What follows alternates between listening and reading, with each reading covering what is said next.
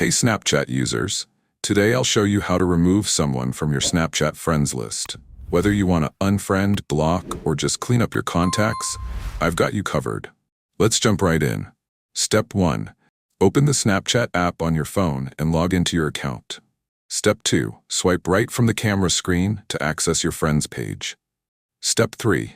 Find the person you want to remove. You can either scroll through your friends list or use the search bar at the top.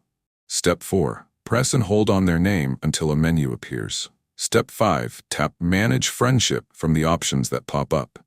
Step 6. Select Remove Friend to unfriend them. They won't be notified when you remove them. Step 7. If you want to block them instead, tap Block after selecting Manage Friendship. This prevents them from finding you or contacting you on Snapchat. And that's it. The person has now been removed from your friends list. Remember, they can still send you messages if your privacy settings allow it, unless you've blocked them.